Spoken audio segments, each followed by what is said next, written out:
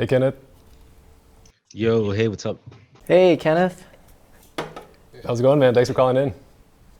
Yeah, thanks for having me. Doing good, doing good. Hey, man. Thanks for calling in. How did you hear us? I assume you maybe saw a clip of us on TikTok, right? Yeah, I was on my For You page and then I just saw the count, so I commented. Nice, man. Yeah. Thanks for putting some faith in us to actually give you like some real advice. Hopefully, it's not complete BS, and hopefully, we can actually help you. Yeah. I mean, I'm new. I just graduated in May, so Congrats, man. yeah, thanks. I have a lot of time to work on my skills to get in, so Cool. Maybe we'll start by, you mentioned you just graduated. Maybe just give you the floor for a couple minutes, just to introduce yourself, your background, and just the experience you have and what you're looking for next, and where you're having maybe a little bit of trouble or need some insight. okay, yeah. So, well, I'm Kenneth. I just graduated as a electrical and computer engineering student, but with specialization in software. So I know like all the basics of programming. It's basically like computer science, but like a little bit more of hardware at the very beginning. And then for like my more of like the technologies I've learned is through like web dev tech.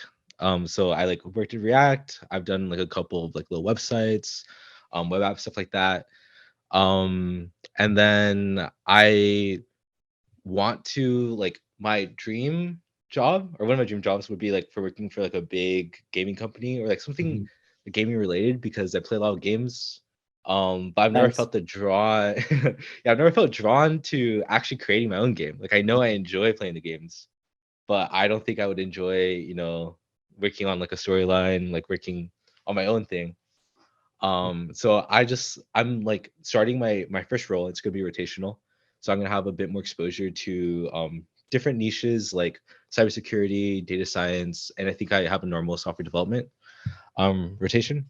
And I'm just like, I guess some of the confusion I have is like if I'm not going to be a game developer, because I'm sure like really big games, not everyone's working like no, not everyone's like a software game developer. Like, what other types of Mhm. roles as a developer can I have that would Right. still let me work for a company? For sure, man. No, yeah, like thanks for breaking that down. And so like deep down, like coding's for you, yeah? Like you like Yeah, programming. yeah. That's perfect. I mean, a little background for myself. Like I studied computer science in college. I went to UC Santa Cruz, but pretty much like after like my CS 101 course, I knew like, yeah, programming is not for me. But there's plenty of like, I have plenty of friends who were in my program because we did computer science with a focus on game design.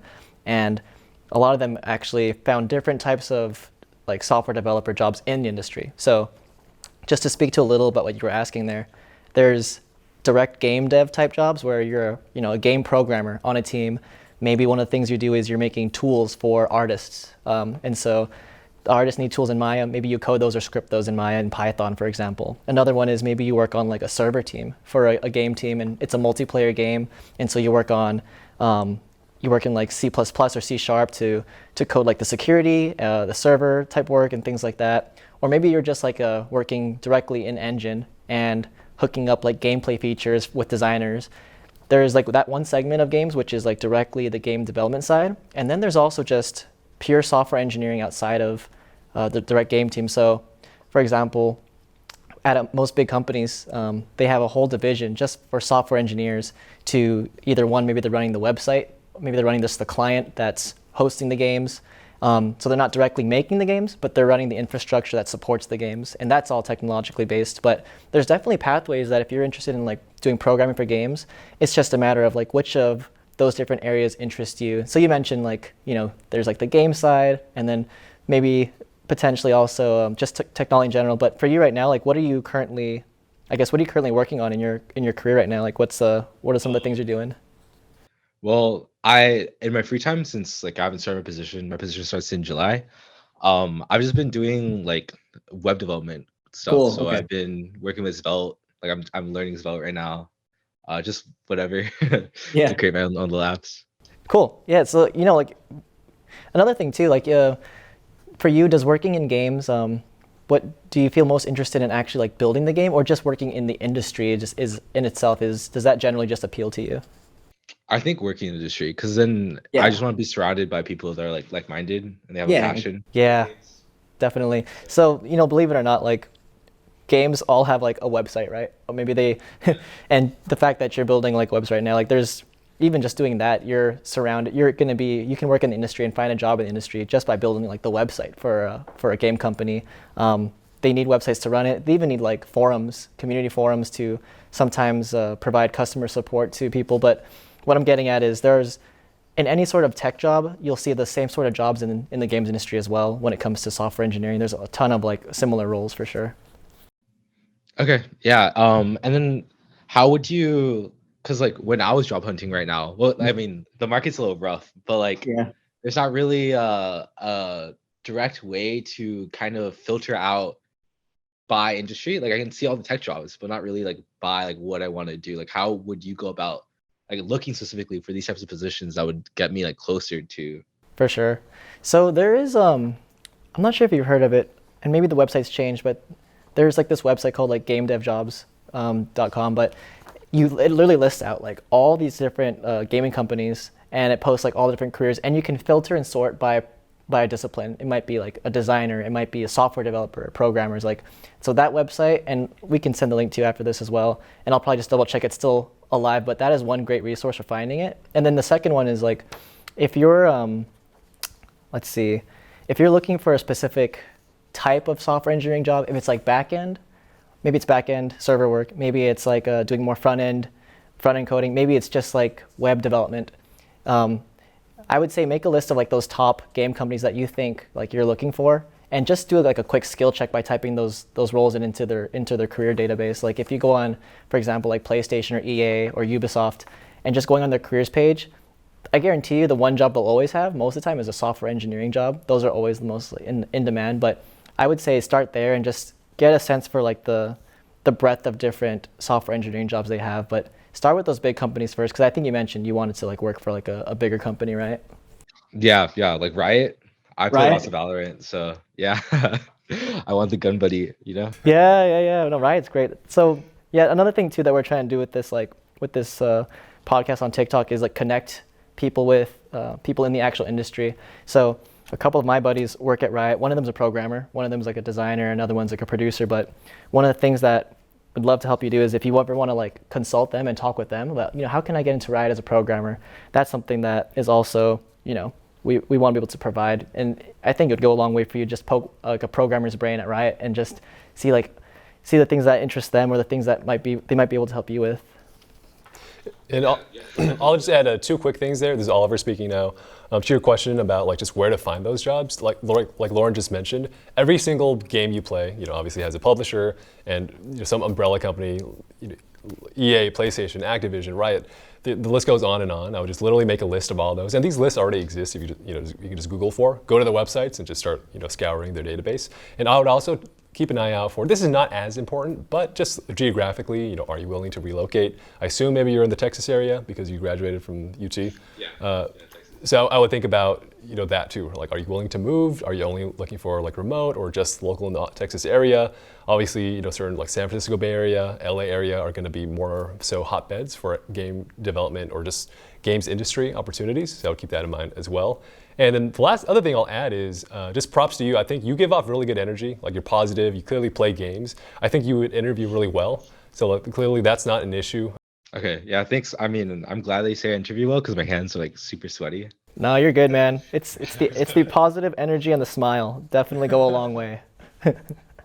And then for like going into, I guess this is more of like a more general question, but like learning what skills you do need to get for these roles. That would just be going through the job posts and then seeing what they're asking for, right? Totally. I mean, that's like the easiest way to do it. Just find out what the skill is asking for, and like just check with yourself that you can cross off like all the, like at least the minimum requirements that they're asking for, if not like the recommended requirements. Like if it's a coding job and they're asking for, have you worked in these IDEs? Do you know these languages?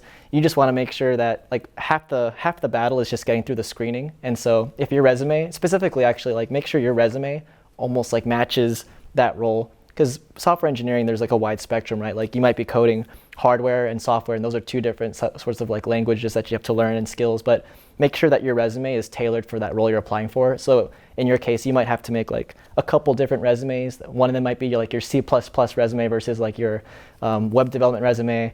You just want to make sure that your resume matches what you're applying for, because I think a lot of companies, they'll screen out the ones that don't have those qualifications listed. And so you want to make sure you just knock them all off in your resume. Okay, yeah, that makes sense. And then I have, I think, one last question on my part. Yeah. And that was like, do you guys do, at least like personally, since you guys work in the industry, like did you guys ever do any like social like events, like networking, like going to anything like gaming specific events, like maybe DreamHack or stuff like that for software? And like Yeah. felt like you made connections like that, or was it just like you applied for the job and that's how you made your connections? Yeah, so Oliver and I have like had different paths into the industry, but I'll say like for me, like I always knew I wanted to work on like the game dev side. And so I'd go to like, we'd had like gaming hackathons on campus for school. And so when we had those, or sometimes like some big companies would come over, like Microsoft or EA would come over and have like a representative that kind of wanted to attend the game jam. It was called like a game jam. It's like a hackathon basically. But then those were some opportunities to basically just ask them questions like you're doing now. Like all the questions you're asking us, I was asking the same exact thing. Like, hey, how do I apply for this thing? Like, what are the kind of roles that exist? Where can I find them? But the other big one, major one, and I would recommend, like if you get a chance to go to, it's like GDC, Game Dev Conference. Have you heard of that before, GDC? Yeah. Yeah, that's like, that is I know it's been kind of hard the past few years because of the pandemic, but they do post a lot of their videos online.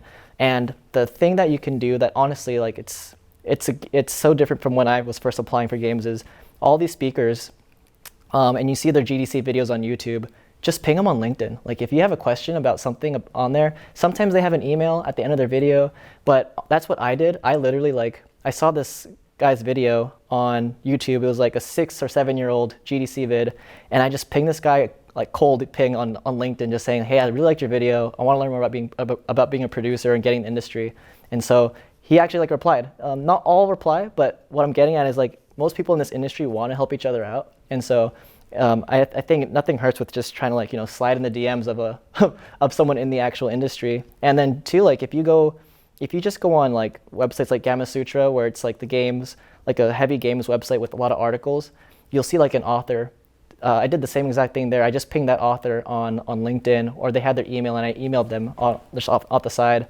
Those are some ways you can network, and it's really because what you're trying to do is just establish that there's something that they sent out, something they posted, and you learned from it. That's already a good way that you're showing initiative, that you're interested. And so those are just a couple ways you can start networking with people, and it does go a long way just for learning. And you never know, they can actually put like a referral for you, and if you are interested in a position. Cool. And yeah, again, man, like just the fact that you're here talking to us right now, like you've taken the initiative. I know you said your hands are sweaty, it's totally fine. But it's like now that you're talking to us, like Lauren works at PlayStation, he knows a bunch of Riot devs. Like we're gonna like refer you to other people, and this one conversation is gonna lead to others. Now, like Lauren said, you reach out to 10 people, maybe only 1 or 2 respond. But it's just you just need that one job, right? You're just looking for that one connection that leads to the right connection. So.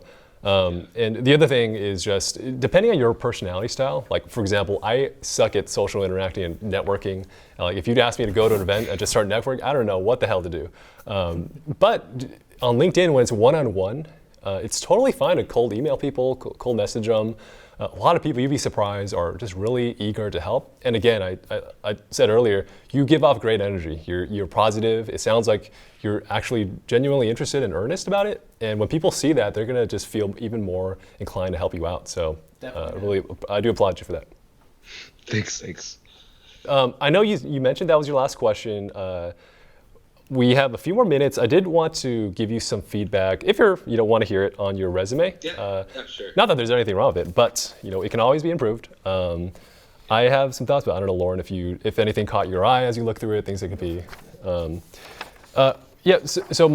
have the extra context of knowing, you mentioned that you're going into a rotational program. I think it's like a government thing. Oh, actually, my point on that before we get into the resume is, the game industry job doesn't have to be your first job. Obviously, you're going into this rotational thing. A lot of people, they first build up expertise elsewhere. So they're like a kick-ass engineer at whatever company, job, discipline, have a concrete skill.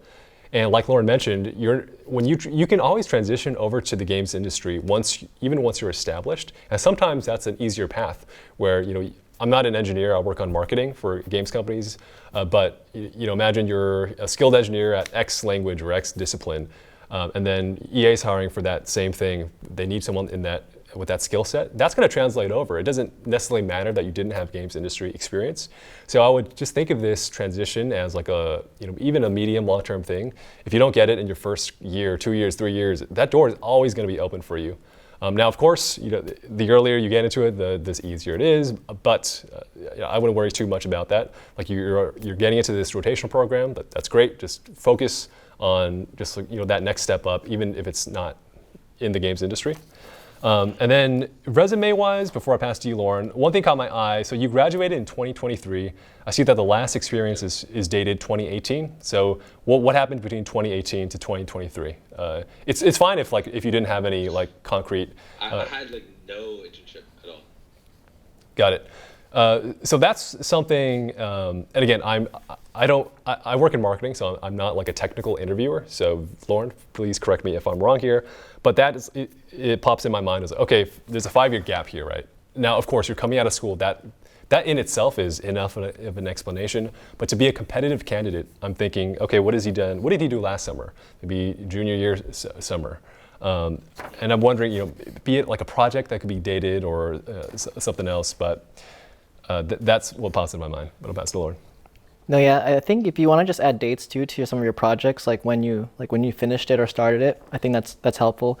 Actually, I think your project experience is all really, really solid. If there's one thing I think that could one extra bullet point you could add for each is maybe mentioning if some of these were what size teams they were, if it was a single project or if it was a team project.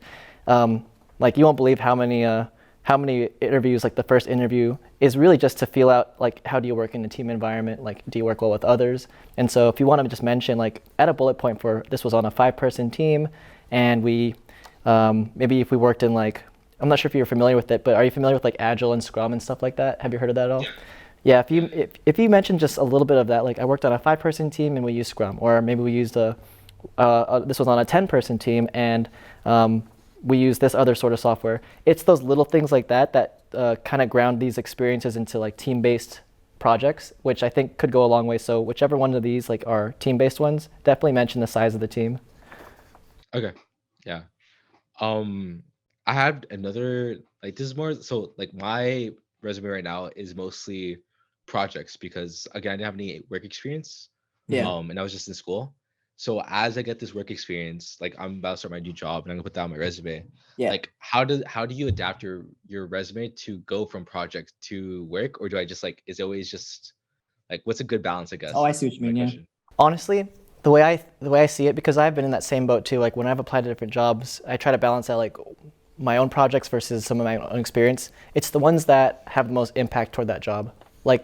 If you're applying for let's say a game industry software engineering job, whichever of these directly relate to that role, keep those on there and just take the ones that don't off. If it's a software role, if you're doing web development, take anything that's not web development off the resume and make it purely web development based. So when you do this next experience, you should definitely include that anyway.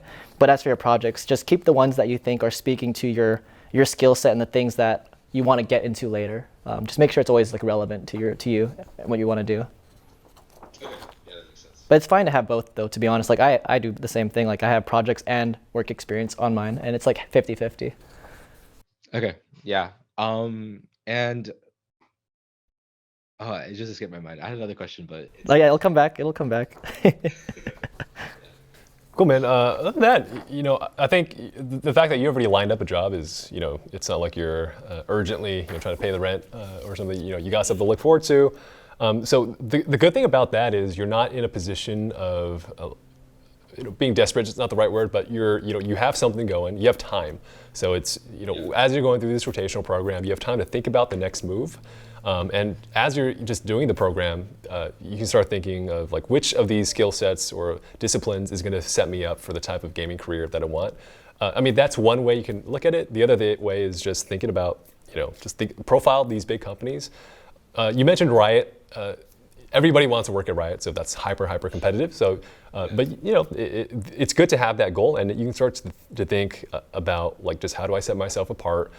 Start digging into other people who work at Riot, looking at their LinkedIn's and their experience, and just getting that sense of what caliber of candidate do I have to be, and to be able to make that realistic call about yourself, like how deficient or overqualified am I at certain things. I think that'll help for sure.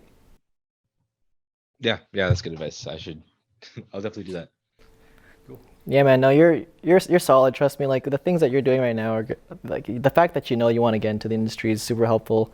The fact that your resume has a lot of really solid like project experience. If anything, just keep finding that thing that you're passionate about as a software engineer. Like keep double downing on the things that interest you. If it's web development, if it's like server work, if it's JavaScript or C++, like I think it goes a long way to just be like a specialist in a big company. Like companies only get so big because and here's another like just tidbit for you too. Working for a big company is great, but the way you sustain a career in a big company is through specialization. Like you got to be really good at like one thing. Whereas if you want to go like to smaller companies, like indie companies even or startups, that's where you can wear more hats and you can be more of like a jack of all trades type of software engineer. Maybe you can do a bit of web development. Maybe you can do server work. Maybe you can do a little bit in between. What I'm getting at is like you can also consider going to like smaller type of startup game companies just to get some experience because they allow for more jack of all trades type of resume. So it's really up to you too. Like if you want to specialize, then I think going to a big game company is definitely the path you can do. But if you feel like right now in your career you want to just try a lot of different things out, that's also fine. You can just wear multiple hats, but it might be harder to do multiple hats in a big company. Okay. Yeah. Sweet. You got anything else for us, Kenneth? No, that's it. Thanks for having me. A lot of like really good advice. So thank you. Yeah, man. And we'll definitely send over some like resources, and I'll connect you with one of my friends who's a programmer at Riot, and you can just poke his brain and just get some insight as well. And I think just keep doing that. Just keep being curious and keep asking questions. It's really the way that you're going to get into this industry, because half the time it's like who you know, right? Like who you know is a big pathway into getting in, and just doing things like this it goes a long way, man. Okay. Yeah. Thank you. Sweet, man. Best of luck. Thanks for calling in, man, and we'll stay connected. You could just DM us on TikTok. We're here. We're real people. We want to see you succeed. Rooting for you, man. Take care. All right. You too. Bye. See you, man. Peace. First one ever. How do you think that went? That was good. Yeah, that was good. He's already like a solid, like normal, very charismatic guy. Like that goes a long way. Like the fact that you can just. The thing that everyone asks is like, can I work with this person? Yeah. And I could work with this guy. Like he's super like introspective and he thinks through. He's definitely very thoughtful with like his what he wants and what he wants to do. So yeah. And he has solid experience. I mean, I like his resume and everything. Yeah, I mean, I made the comment about like, oh well, why is there this gap? But again, it's like he's a student who just graduated. That's expected. There's nothing wrong with that. I think there's just these little like resume, not hacks, but just efficiencies that you can eke out.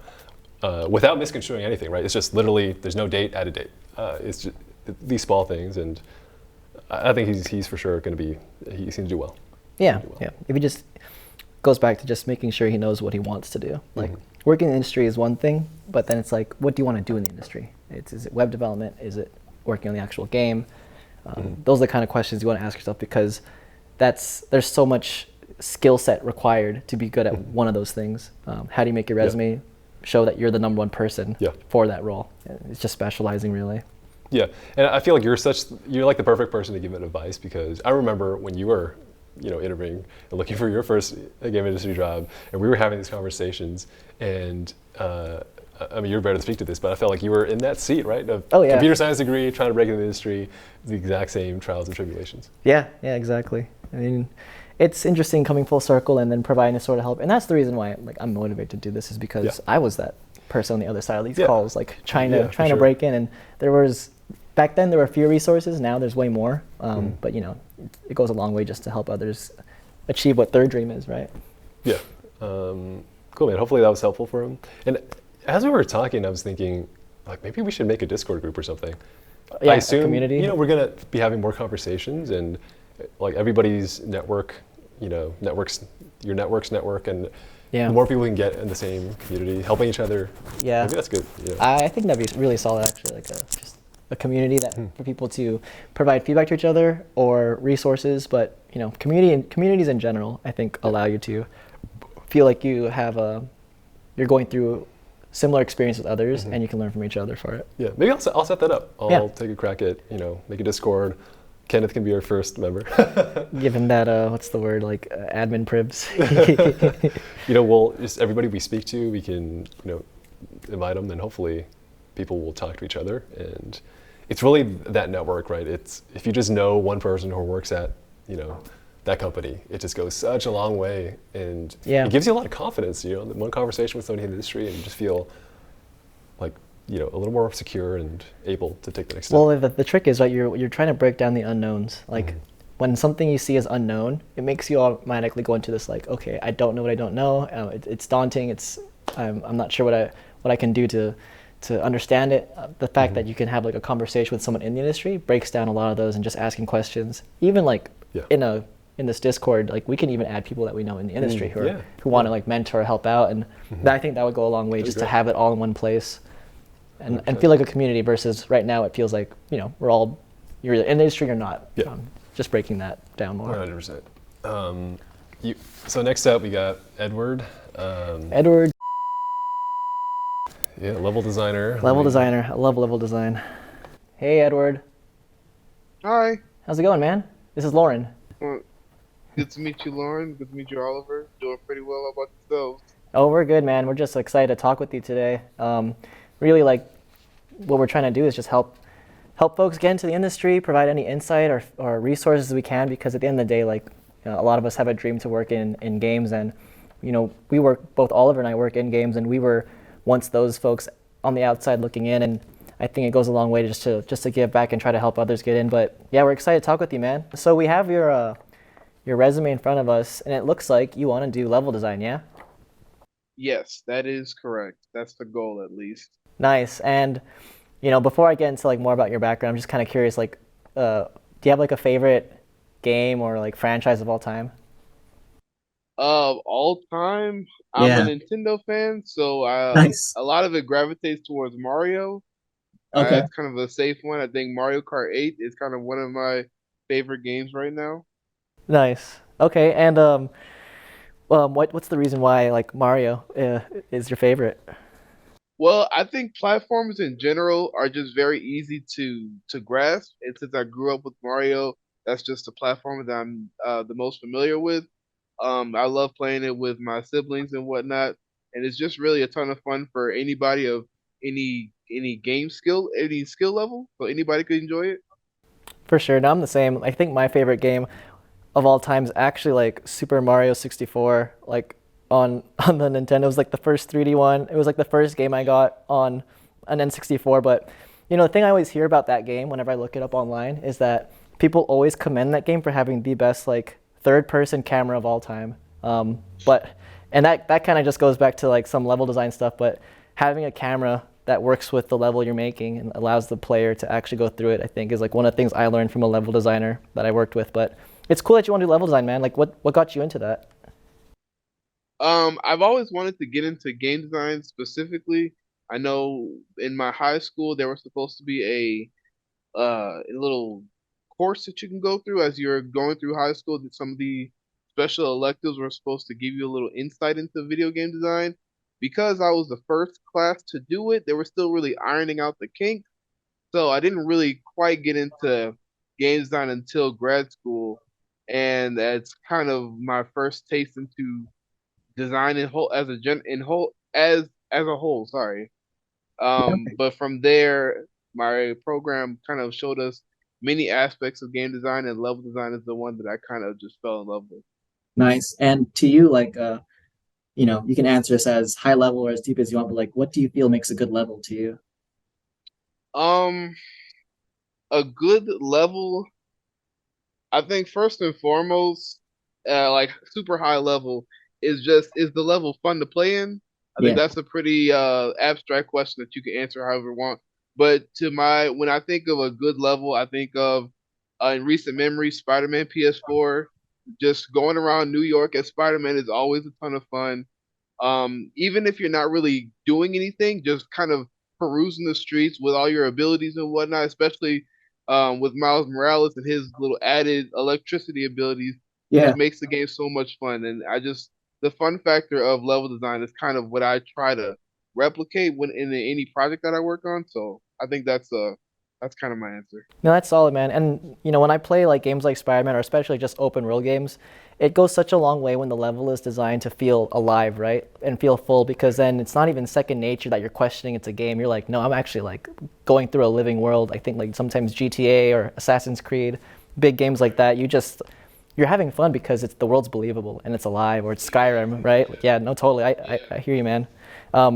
So, the reason I ask all those questions is actually because, looking at your resume, those are the kind of things I want to be able to like pick up when I read your resume. I see you actually have like a lot of different projects, which is great. And I think to get into the industry, having a portfolio and you have a website, we were able to check it out a little bit, but having a website goes a long way. Now, the thing I'm craving to see on like where your projects are listed, I see you have like a lot of links to the different ones. I actually think it'd go even further to just explain, like, give a little blurb, like what is apartment 823, what is Aquaritus, what is Singularity, The Chase, like what are these different projects you have, like what is the genre, what is the intention, is it single player, is it multiplayer, but just giving like 1 or 2 bullet points on those things and explaining maybe a little bit of your like design intention in a bullet point could go a long way, because I think you have the mind for it. Like it's clear like you really think a lot about like what levels mean to a player, how it can be fun. That's the kind of stuff I definitely would love to see like on your resume, that I think when you interview for like design positions, I promise you that's what a design manager is like looking for, is like how does this person think about these levels, and what kind of information can I find out just before I even click the website. Mm-hmm. Okay, that makes sense. And the quick note on just following up on Lauren's point, just like housekeeping wise, making sure that resume is punchy and efficient. I don't know if you just mentioned this, but rather than each website link taking up a line, like that can just be hyperlinked. So just to save more real estate and just get to the meat of the bullet points of what you accomplished. Similar like with the skills section, you mentioned experience with video game, experience with C. You could just drop experience with and just list out the actual languages. These small things I think will go a long way in making your resume just more punchy and legible. I'm just taking little notes myself. I appreciate this. For sure, man. But to quickly pass the mic back to you, were there like specific areas you wanted us to dig into, maybe stuff you wanted to talk about, or any specific questions you had? I know for myself, it seems like my biggest hurdle is just kind of getting more projects to show up.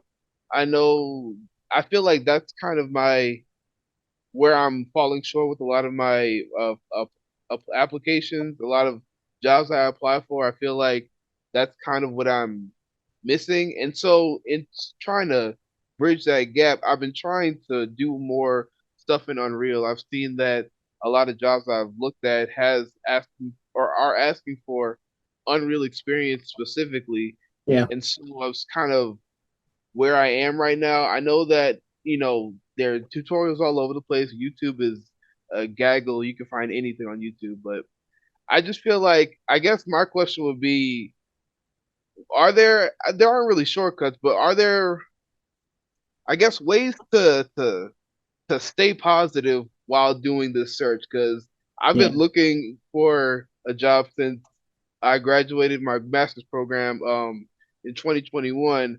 I did a contract in 2022, but now I'm back to the whole grind of apply, wait, work on Unreal, work on a project, and the endless cycle of just job hunting. And so, do y'all have any advice as to kind of just to stay motivated and to like not really, give up on the dream? Yeah, no, that's a real one for sure. I know a lot of folks, they're in the same boat as you. They're still, it's tiring, right? It's a lot of fatigue just going through that grind of rejection after rejection or search after search, only to just come up short and not feel like you're getting your big break. But there's a couple things that I'd want you like to think through there. It's one, like when you're designing levels, like are you truly feeling like fulfilled from doing that? And the reason I ask that is because getting into the industry and getting a job that pays you to make level design, like that's the dream job. But half the dream is, can you do it for free? Can you do it for free on your own time, just for yourself? And if you can find ways, because I see your projects here, they kind of stop at like 2021. Think about maybe taking a break from the job hunt just for a little bit. And the reason why I say that is because you got to remind yourself why you want to get into the industry in the first place. Have fun just doing some side projects on your own time.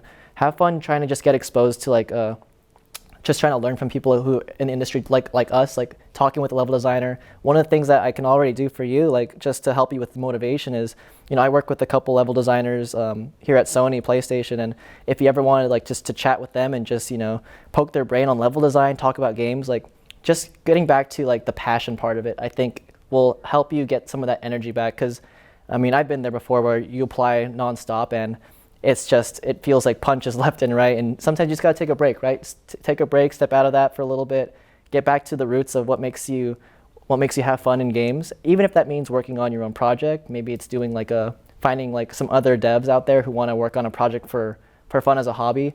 You have to keep your spirits up with the craft, I think is what it is. Like just find ways to work on another project so that way that gets you excited, because it can be grueling doing the job hunt. And just for you too, like just having this conversation with us today, like I want to help you out and I want to be able to connect you with others who can help you.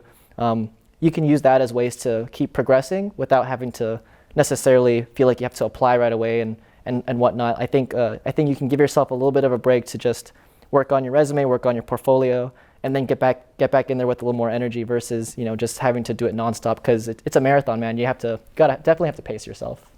I would also add that, you know, a lot of it is, you know, a lot of it's outside your control, and I think just recognizing, I think you mentioned you graduated in 2021. You know, these are peak COVID years, and now like the economy isn't doing too hot. A lot of companies are in layoffs, and jobs are harder to come by. And I mean, I applaud you for grinding it out, still going for it. And yeah, it's a tough time, man. A lot, you know, it's not your fault. It's a tough time for a lot of people.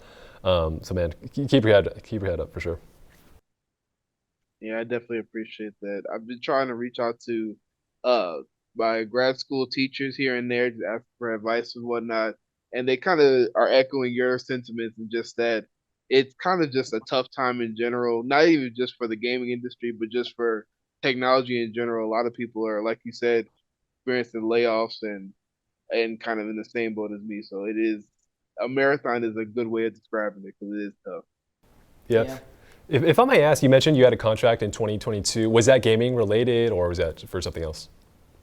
So it was gaming related. It was more on the production side. I was contracted with Infinity Ward to do some production work for Call of Duty Modern Warfare. It wasn't exactly what I wanted to do, but I enjoyed the experience and I definitely gained from it.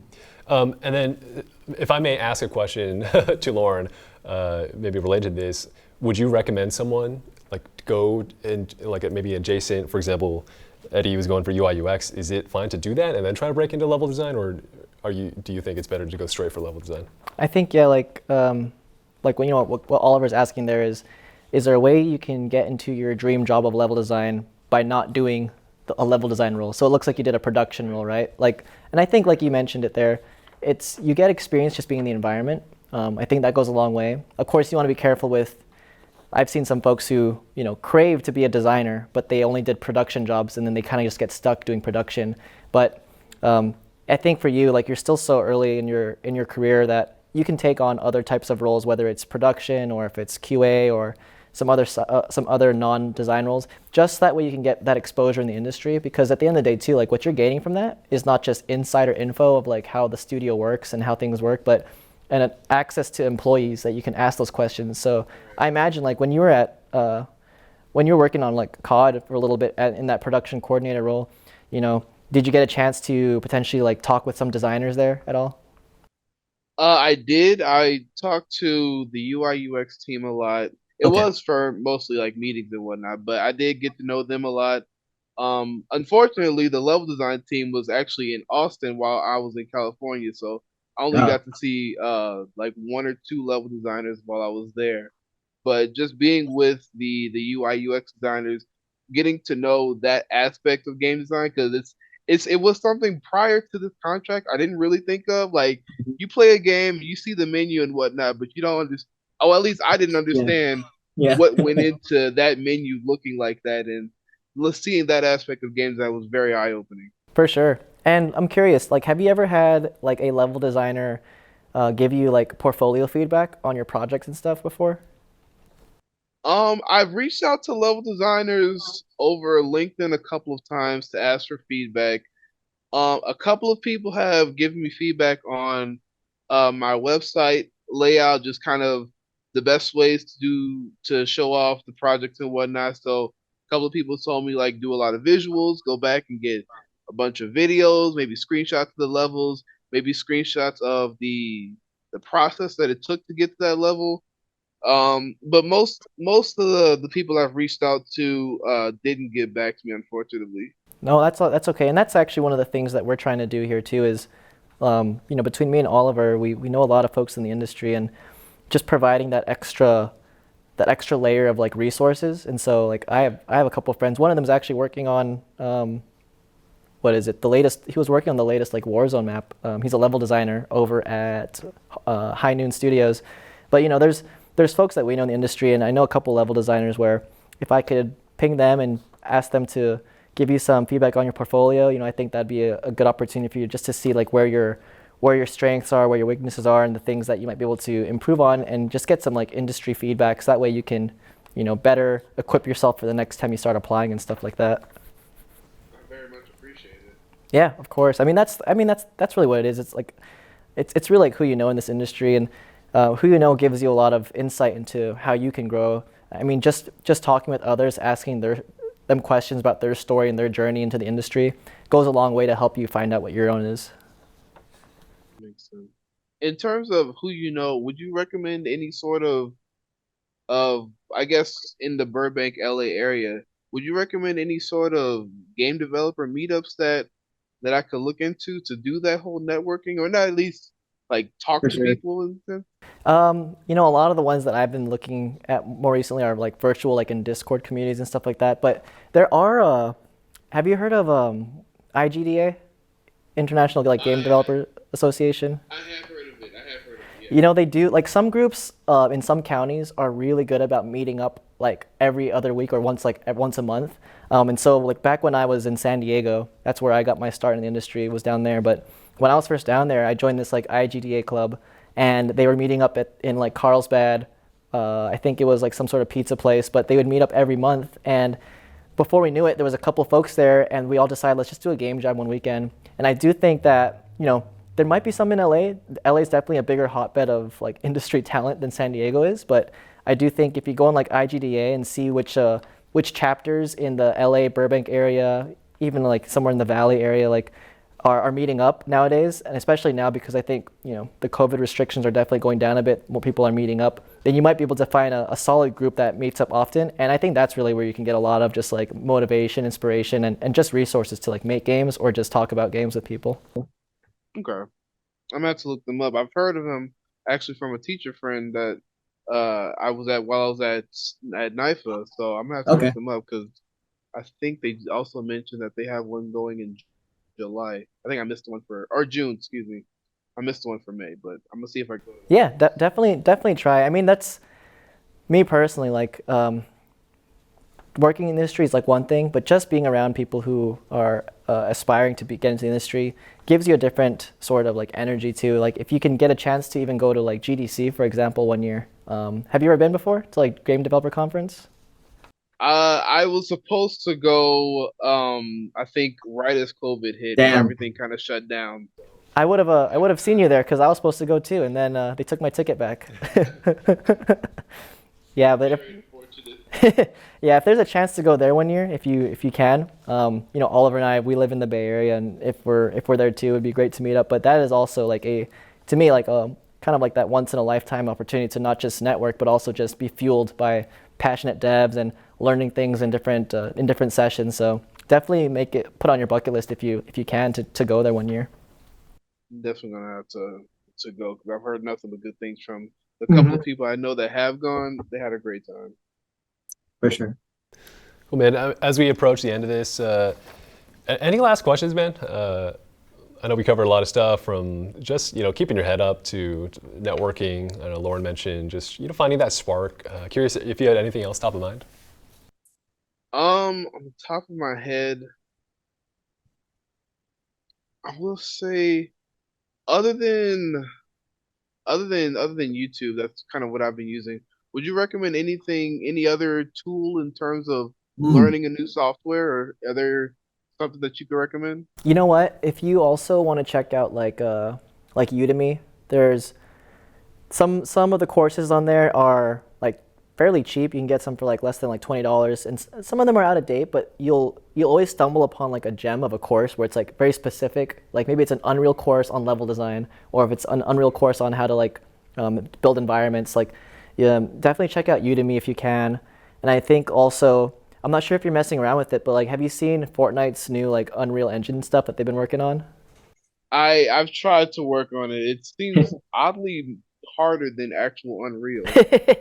Yeah, that is definitely like one of the things that's like the buzz right now in the industry, because I think a lot of groups are trying to like leverage Unreal Fortnite to build things. But I would say like just keep an eye on that. Keep an eye on like where it's trending, where it's going. I think you mentioned at the beginning that you see a lot of Unreal Engine experience recommended or something like that. I do think that's the trend. I think a lot of studios are finding it that it's expensive to build their own proprietary engine, and Unreal is just the one that's just dominating the market in terms of an engine that can perform at high quality AAA levels. And so I would say just keep up to date with any of the new things coming out for Unreal, especially as it pertains to like you as a level designer, and just keep dabbling into it just little by little. Sounds good. It's gonna be I guess it's gonna be what I'm gonna work on, really, just Unreal and Unreal adjacent projects. Yeah. It was great talking with you, man. Like, yeah, is there anything else you're curious about? Anything we can help with? I think that was kind of my biggest issue is just staying motivated, really, because I've tried to stick with a small group of people to help me with networking and whatnot, but it's just after so many rejections, you just feel like the weight of it all, and you just feel like, what's the point? So that's kind of my biggest issue. Yeah, today will definitely be like a positive upbeat in the road. I mean, Oliver and I, like, this is like one of the missions we have with this podcast that we're doing, is we want to help people intentionally, and so it's as much a relief and like satisfaction for us to help you and others try to make into the industry one day. And so with the folks that I can try and connect you with, like, there's a positive outcome there that they can take a look at your resume, speak with you, talk with you, and you can poke their brain. And it's just one of the ways we're trying to bridge and break down the wall between people who want to get in and people who are in the industry, and just building a better community around that. I appreciate it very much.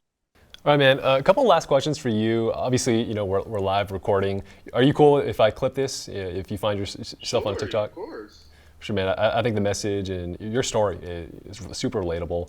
And just while I have you, obviously you stumbled on us through TikTok. Do you have any feedback for us? Are there like specific topics, just as yourself, someone in games, that there's stuff you want to learn more about, hear about? Just curious, what can we do to just put better content out there? I can't, off the top of my head, I say already what you're doing is more than enough, because I feel like I would never have guessed to stumbling upon it on TikTok. I feel like anything I've seen is usually like an email or LinkedIn related, but I feel like trying to meet people through something that's very widely used is already doing a lot. I guess one thing that I would like to see, me personally, I get would be I would say any kind of new engine that's coming out. If it's, I know everything is Unreal focused and whatnot, but I feel like with technology, everything is always ever evolving. So I guess any new engines or any engine adjacent news that would help developers like myself, I think that would be good to follow up on. Cool. All right, man. We'll keep that in mind. All right, Eddie. Appreciate your time. Thanks for calling in, man. And best of luck to you. We'll keep in touch. Thank you. Likewise. All right. Take care, man. Take care. Take it easy. Bye. All right, so we just had the first two ever guests or First callers. guest, yeah. How do you feel, man? How do you think that went? Well, yeah, the first two guests we brought on, two guys who relatively like young, newer, graduated recently, and looking to just get into the industry. And so I think it always gives me a lot of like satisfaction to be able to like provide insight and resources, because it can be daunting trying to take this large industry and break it down to what's my path to get in here. Whether it's programming, coding, whether it's I'm on this skill set versus this skill set. I think it's daunting to try and look at all that at once. But for us, it's trying to like demystify that and provide some real tangible ways that they can get in, even if it means connecting them to another person who can. Yeah. And so I got a lot out of that with them, and I'm just like happy we got to help them out a little bit. Yeah, dude, I was like trying not to smile when you were giving the feedback. I was like, yeah, Lauren's killing it right now. Dude, it was like you're the Godfather, like, I'm gonna put you in touch with someone. I know, I know someone. Don't worry. And the thing is, like, I've done this before with like on LinkedIn, and I'll get to like what one of them said earlier. But like, I've done this whole process through LinkedIn and email. Like, I reached back to my alma mater, and I got emails from like folks from my alma mater that like wanted to ask me questions. I've done that before, same format, and I've done the same thing on LinkedIn. But I think what's different about this time around is we're doing that in a different sort of like through a different avenue, and that's through a podcast and TikTok. Like, providing that as the mechanism for a space for people to like connect with us. And I think that just makes it makes that barrier so much like less daunting, because you're not reaching out to us as working professionals. You're reaching out to us as these content creators that are looking to help others. And I think that's the difference about this than the other ways I've done this. Is like, it's always one way. It's always someone coming to you for help, where it's us like, no, we're opening a door. And I think that's what makes it a lot more accessible. Yeah, before we're recording, we're talking about just, we're still trying to figure out what is the point and the purpose and the intention that we want to come to this podcast with. And there's nothing like just talking to real people to inform your mission and what you're trying to do. And this is universal to just not just games, but just any company. When you're trying to learn about your user, you talk to your user. Maybe not the best analogy, but it's like when you talk to someone, talking to these two dudes just put me back in, 8 years ago when I was looking for a job, and that's psychology, and just, it was not a good time, man. It was hard. And I think being able to talk to someone in that place and try to give them advice that points them in the right direction, and if anything, at the end of the day, just makes them feel a little more confident, a little more positive. I think it goes a long way when you're going through like what can be an up and down journey. Totally, and at the end, and for us too, it's like it's humanizing the experience, right? It's these people are going through like real challenges and struggles of trying to get in, and for us, it's lending that hand like openly to them to see how we can help them out, because it like I said earlier, it's like a daunting journey, and I think that's one of the things that's so intriguing about what we're doing here too is.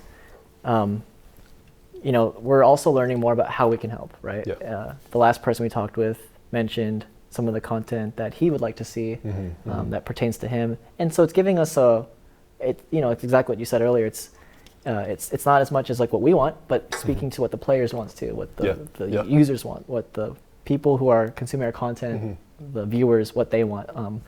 It's a fine balance there of meeting them halfway with what they're looking for, so that way it can be a mutually beneficial thing. Because at the start of this, it's mutually beneficial. We like to help, and then they're seeking help. Now it's like content-wise, how can we keep doing that symbiotically with them? Yeah, I think the question top of mind for me, probably for you, is like, just why do a podcast, right? Yeah. And I think there's something about doing things at scale, right? You talk about emailing folks, being as a mentor or as a mentee. That's a one-time thing, one private, closed conversation that just disappears once you guys stop talking. But when it's recorded, when you put it out to people, it's scalable way of helping people. Yeah. And I think that is, hitting me as that is probably one of our missions now, right? It's just reaching as many people pursuing a games industry career. And I'm sure over time we can evolve, but I think just helping people through that process is going to be a big piece of it. Yeah, and what I remember when I was in college, outside looking into the industry was, is there some sort of like template I can type in, or some sort of like article that posts how a college student gets into the industry? We rarely see that, and if anything, you rarely see that for multiple roles. I'm already thinking that maybe one of the things we do here is like all these different people that we get a chance to help, they all have a certain path or angle they're looking for. Like, I want to be a programmer, or I want to go in this way, I want to be a designer.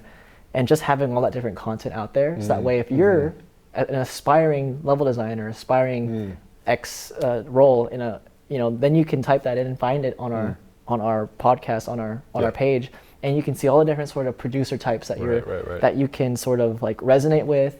There's one quote that I always like, that I live by, and it's like, there is power in understanding the journey of others to help create your own. And I think that's the thing here that I'm resonating with most, is like everyone here has their own journey, and it's providing all that content in one place where you can see these different journeys, so that way you can help find your way into the industry, or help find your way to reach your goal if it's bigger than the industry or whatnot. Yeah. What's hitting me is, earlier I made a comment of like, oh, just try not to smile. Hearing you talk, we've known each other for a long time, and I remember distinctly when we were doing that game jam, UC Santa Cruz. Yeah. It was one night you laid out like your plans on a piece of paper on like the hotel bed. It was like, these are my paths, man. These are my options. Like, what am I going to do next? Yeah. And just hearing and seeing you mature, evolve, and hearing you speak today to give advice to someone, it's like, like you mentioned, it's full circle. It's like Lauren is, it's you're like, before you were Simba, now you're like the Lion King. I'm back. And and all the while, I know it can come off sometimes when you watch people giving advice. There's like some sort of like power dynamic of, this person's giving advice, this person's getting that advice.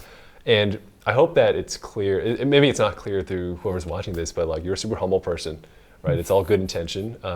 And it's just, man, I'm happy and proud of everything you're doing. And it's just good to see there's a lot going on.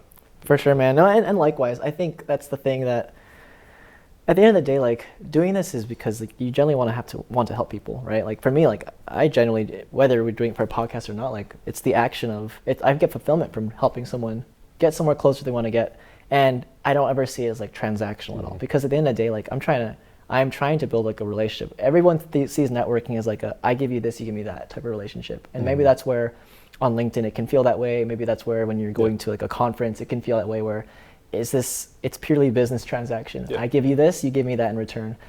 For me, like networking is just relationships. It's just you are genuinely interested in this person, and through that interest in that person, you're building ways that you can support them in whatever that is. I always view it that I'm not just giving them like advice or insight or resources. I'm also learning for myself how other people think, what their journeys are. I'm giving them there are things I'm tangibly giving them, but at the end of the day, I'm building a relationship with them too. Like, this isn't something where you're just learning from me. Like, I want to learn from you one day, or maybe there's something I'm learning in your journey, because even if they're not as experienced in the industry, they have their own right to a certain story and journey as well. I learned from the first guy, like what his path is, how his mind works as an engineer, how he views the industry. Like, I'm learning just from that conversation. And that to me is what is making it valuable for this podcast too, is because like when you learn from different people, it helps you form the different ways that you can form the content for this, and just view the industry in a different way. Like the fact that the other person's thinking about engines and stuff like that.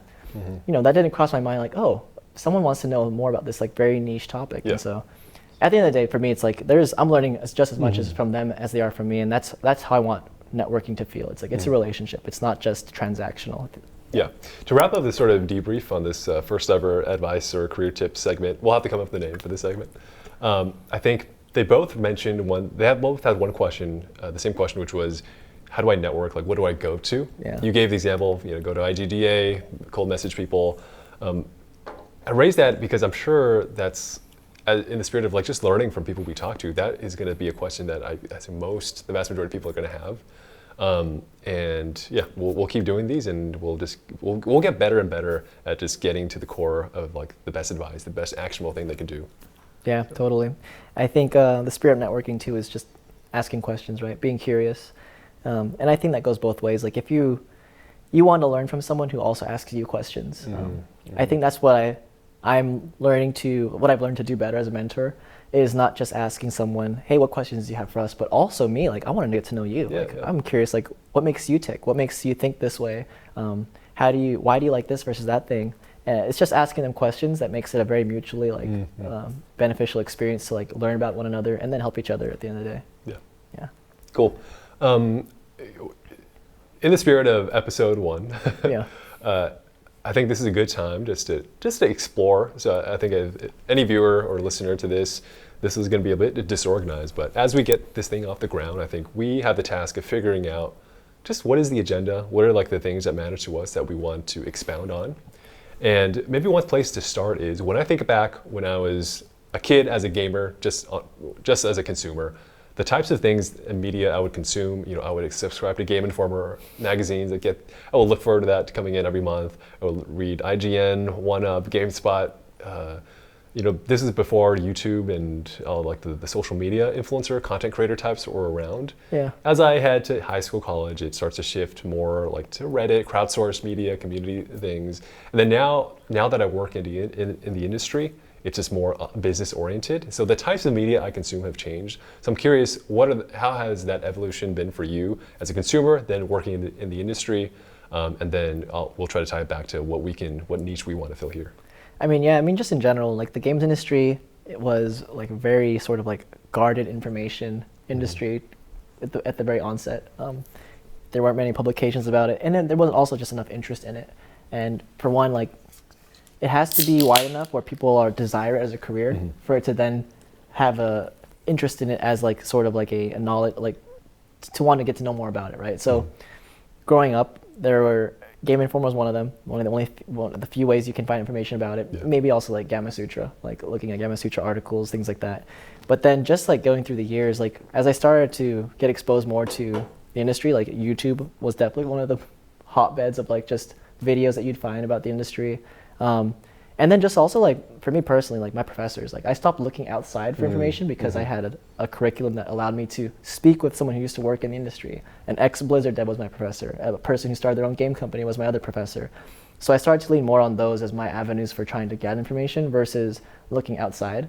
I'd go to like GDC every other year in college if I could save enough money. But really I'd focus on like, how do I learn from the people directly in my immediate contact list, the people in my college, the people who are visiting and doing like tech talks and things like that. And then obviously now that I'm in the industry, like we have podcasts now.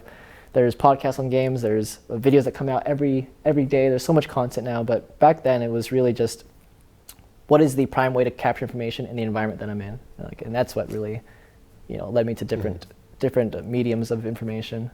Yeah, and a quick thing, just we both mentioned Game Informer. A quick story about that.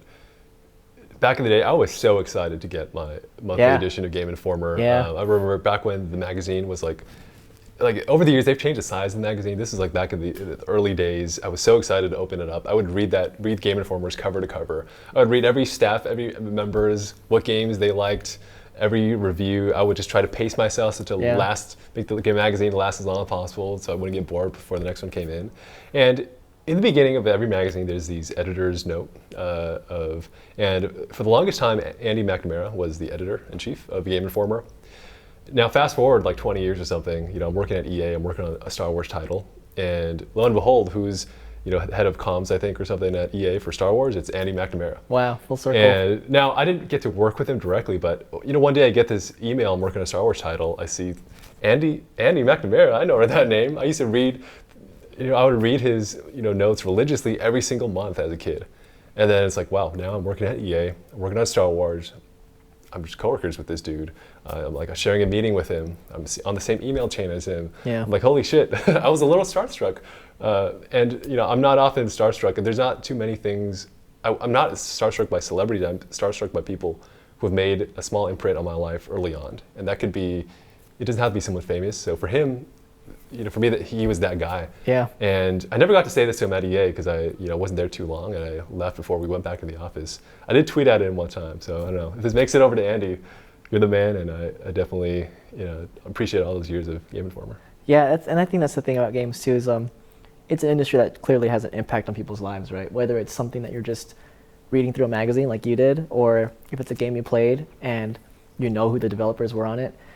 The thing about the industry too is like when it was becoming in its prime was when we were younger in our childhood. So industry started like in the 70s, got really hot in like the 90s and 2000s with consoles that became super widespread. But those were the years when we were like growing up, right, in our childhood and playing all these games that now when we're getting in the industry, those veterans that made that impact on our lives are still there, right? And it's a full circle moment being able to like have that feeling like, wow, like this game, I had that same thing one time where this game, all the games I used to play and I used to see on at GameStop, sci-fi games like Halo, things like that. And then one day in the industry, I'm having a meeting with like ex-creators of these huge franchises, and I'm like, I don't think you guys realize, like, I'm not qualified to be in this meeting with you. Like, you guys had a huge impact on the games that I played when I was in middle school, and I'm sitting right here across from you now. Like, that to me is like a mind-blowing experience. But I think it goes to show like how big games are, and I think that's what for us is like a driving factor. Is like we love this industry because of the impact that it can have on people, and you know, one of the things we can help is how do we help others achieve that dream of making their own impact in this industry, because that's what it comes down to. Like, we all want to make our own sort of impact, whether it's tangible in a product or a game we release, or just being around like-minded people, like people who share that same sort of feeling about games or the industry in general. It's a special industry, and I think that's what the beauty of this podcast is. Like, we're trying to capture that somehow in some way, right? Yeah. So going back to the topics for the podcast, one, we have this advice/career segment.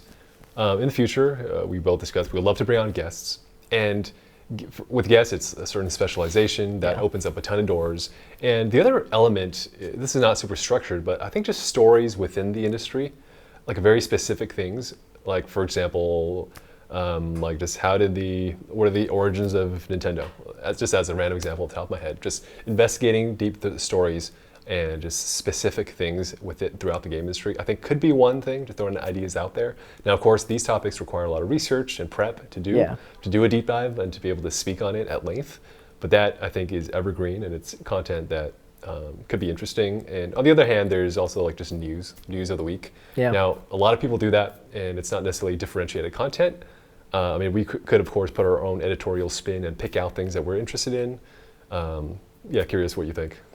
I do like the idea that, in a way, it's providing some sort of accessible information about the history of the industry. Like, if you wanted to know the origin of Nintendo, or you wanted to know some sort of like interesting story about how this was made in the industry, or something like that, something that's already like public knowledge, but capturing it into some sort of bite-sized information that people can absorb. I think that's already, like, for myself, even when I scroll through my feed and I learned something like that, like, I didn't know that about that film, like that behind the scenes for that film. Like, those are the little things that would be cool to comment on, other than current events. Because everyone can comment on current events. But yeah, it just takes a little more prep to put that together. And I think even in general, finding people in the industry who are willing to tell their story. I think so many of the things that we're trying to provide to people who are looking to break in is like a pathway. They're looking for a path, basically. They're looking for a path, and everyone's path is different. I think that's what everyone has to realize. Everyone's path into the industry is different. So how can we share what some of those paths are? Maybe it's a concept artist who wanted to get into the industry, and I can share his or her story on our podcast, and they can talk a little bit about, like, how did you get in?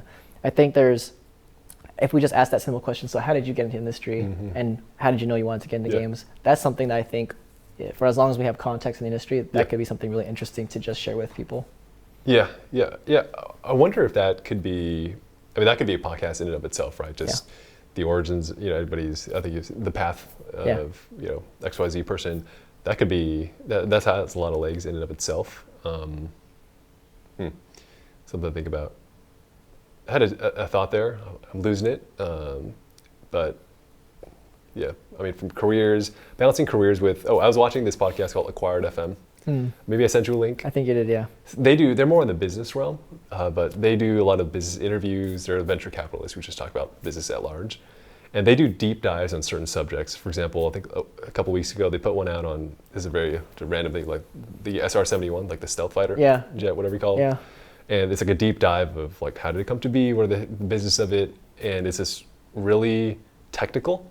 And obviously for us, I think it's finding things that, one, we care about, putting it out there while wrapping it in like a greater theme, and wrapping it in, this is my little like woolly language, but just our own values and like preferences. I think we have the responsibility of almost being like editors or like just content filters for people, that, hey, when you tune into this podcast, we're going to present you like insights from our lens, and hopefully you trust us enough, and we earned your trust, that you see Lauren and Oliver, and it's like, hey, these guys are giving me information that has passed their like bar of whatever.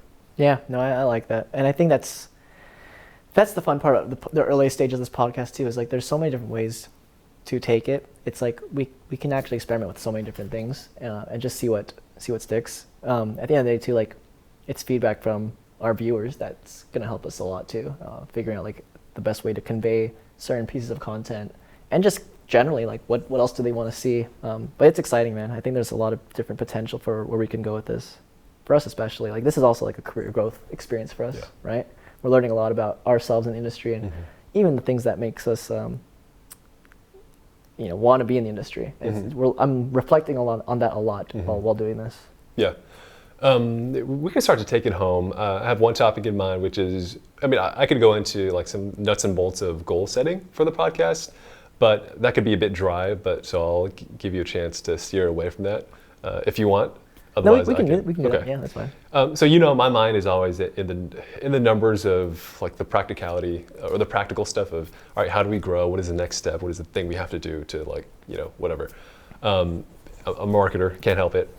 So this is a bit of a meta conversation about goals we can set for the podcast and just milestones we want for ourselves, almost pathing like a mini game for ourselves to keep us motivated and to know what we're, from a day-to-day, week-to-week perspective, what are we chasing and what milestones we need to hit to validate what we're doing and to inform us as we go.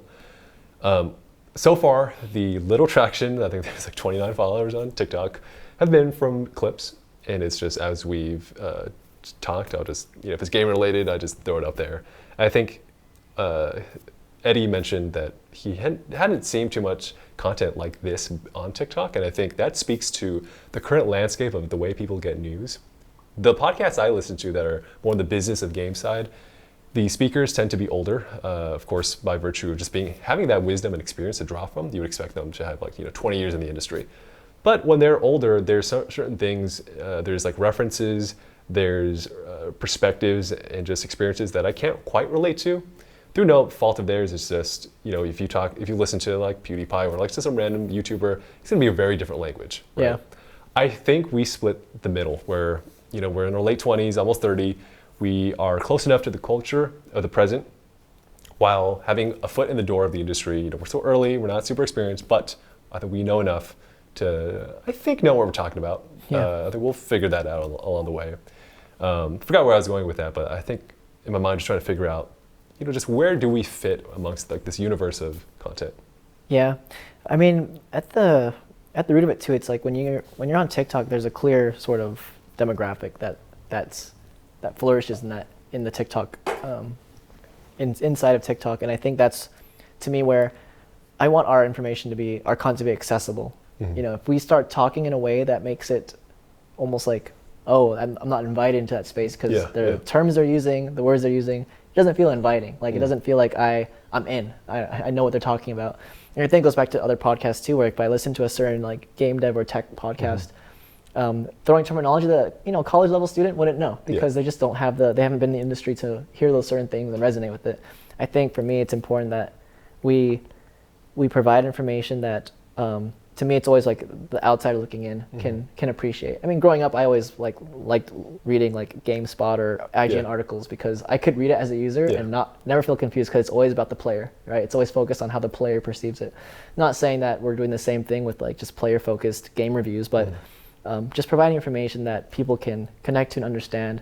I think it's using a language that's accessible, right? Because we don't want to hinder people or prevent or limit people from wanting to see our content if they felt like, this is for people who are inside and can speak the language. So it's just keeping that barrier low to the information that we're giving off and the content we're giving. Yeah, and I think going back to the numbers, I'm hoping this is episode 1.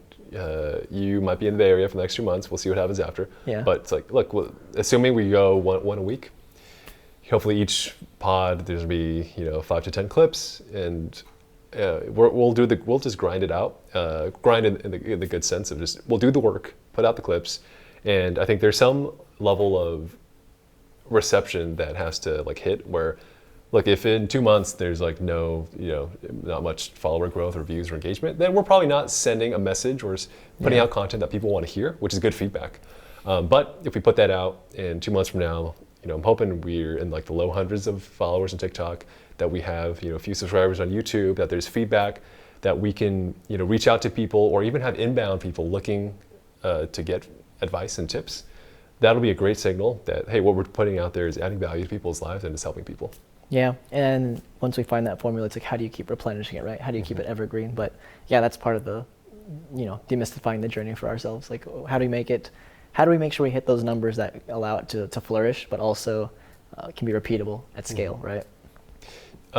As we close it out, do you want to put out one just pie in the sky dream for this podcast or a goal? I'll start off as an example, maybe. Yeah. I want to interview. I'm trying to think of some crazy name, or someone I would never get the chance to interview. If you think of it first, go for it. Who would you? How about that? Who would you want to interview on this podcast? Can be anyone. Yeah, anyone. Or it's in pie in the sky. Wow, that would be. Yeah. Possibly games related, just given the nature, but.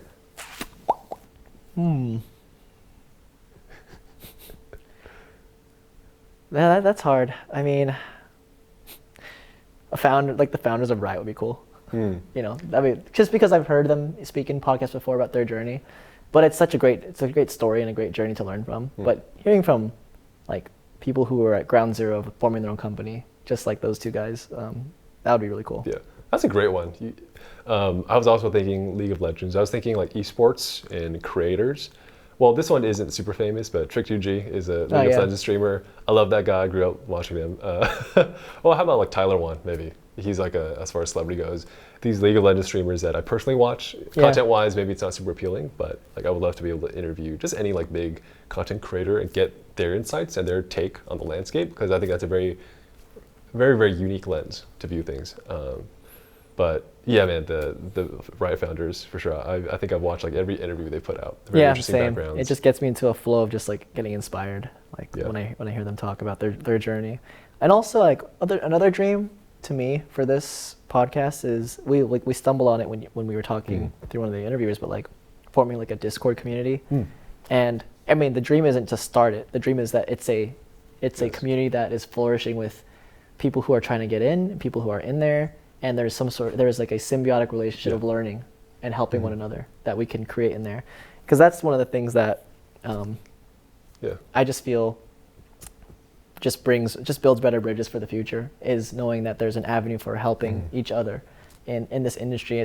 Whether it's folks getting in or the folks who are currently in there. Yeah. I mean, there are folks in there who, maybe are just trying to look for career advice or find ways to level up their skills. Maybe that they've been in a producer role for 8 years and they want to be a designer.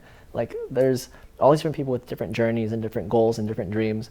How can we form a way of providing a place where people want to help each other? And I think that's the spirit of it, a community that wants to help one another. And I think that'd be a dream one day, to just see hundreds of people just in there one day and just helping each other. There's events that go on and things like that, and that'd be really cool. Yeah, I'll throw out, while we're in the mode of just throwing goals out there. Some of this is going to be ambitious, super, super ambitious, maybe not even realistic. Some of them will be more in reach. I'll just start throwing things out. I want this, if we keep doing it, maybe a year, 2 years, 3 years from now, if we're lucky enough to have the traction to even get us to that point. Yeah. I would want us to be a top 10 games podcast. This is a big thing to say on podcast one of something that no one watches, but I think, if we do everything right, why not eventually aim for that? In the interim, I think just being able to get 2 more people next week to talk to us, to confer with, Eddie and Kenneth, in the short term, that would make me super happy just to have folks to speak to. Yeah. I think just hitting our once a week cadence, getting the Discord community off the ground, and eventually, before I get even more out there, maybe I'll just pass it back to you if there's anything. No, I was just gonna say you have to be crazy enough to believe in yourself, right? I think that's half the mental game when you're trying to achieve any dream, is you have to be crazy enough to believe in yourself, because no one else out there cares about your dream more than you do. And as soon as you start giving up on it, that's it. There's no chance anymore. You have to be the one willing to believe that you can achieve something impossible. I never thought I would make it into the games industry when I was, going through college and stuff. I just felt like I didn't have the pathway, didn't have the resources. But, you find a way because you take a chance on yourself, and you're willing to put yourself out there. And so even if it's for us just as podcasts and having that ambitious goal of being top 10 podcasts out there, you have to be crazy enough to believe in yourself, and you have to be diligent enough to lay a track for it, right? Yeah. It's one thing to have a dream, but the journey is that dream too, and you have to be willing to grind through that journey, lay it out step by step. Yeah, and I think that's what's going to be most important for us. But it starts with just believing that that's what we want to do, right? To be clear, Top 10 Games podcast, not any podcast. I'm not that delusional. Though, to your point, it's like you have to be like almost like dumb enough to believe in yourself. Yeah. And like blind enough. Yeah. Like I know what I'm saying is like crazy, but it's regardless of where we end up, it's just having that goal and the foresight and just the direction to go for. Yeah. And in a more like goals-wise, in a different direction, I talked about in the past with you about having like a platform is real. It opens up a lot of doors, networking-wise, obviously. But we both work in the games industry, and on the business side of things, I think having a platform is a way of like if you wanted to start a studio someday, all these networks, all these connections, all like the audience is huge. Yeah.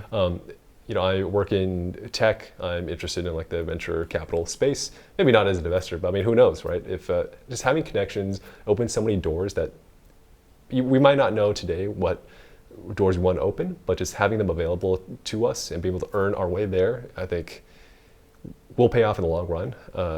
But again, it's just doing the practice today, getting in, the run, or getting the runs in. Yeah, for sure. I mean, I think I mentioned it earlier too, but this is also like a reflection of the things that we want to potentially do in the future, right? Like, doing a podcast with you is already in itself interesting because like we're just hanging out too, talking about things that we like talking about. But at the same time, like, you can leverage these things to bigger things in the future, whether it's a Discord community or maybe one day starting your own game studio, right? There's different avenues you can take this experience and learn from it to do something else, right? Yeah, cool, man. I think we'll wrap it up, but just to take it back to earth, man, like you mentioned, just being in the present, doing this, if nobody ever watches it, like I'm happy. To be able to spend quality time with my buddy is valuable to me, and everything else, like, if nobody ever watches it, if we don't ever do this again, I appreciate this time with you. For sure, man. And that's the thing, right? Like we enjoy doing it for each other because at the basis, this is just our friendship too. Like we just want to do things that we have fun doing together. And this is the most consistent string of hanging out that we've had too, just trying to form this podcast, trying to think of different things. And so always, man, it's always quality time. For sure, man.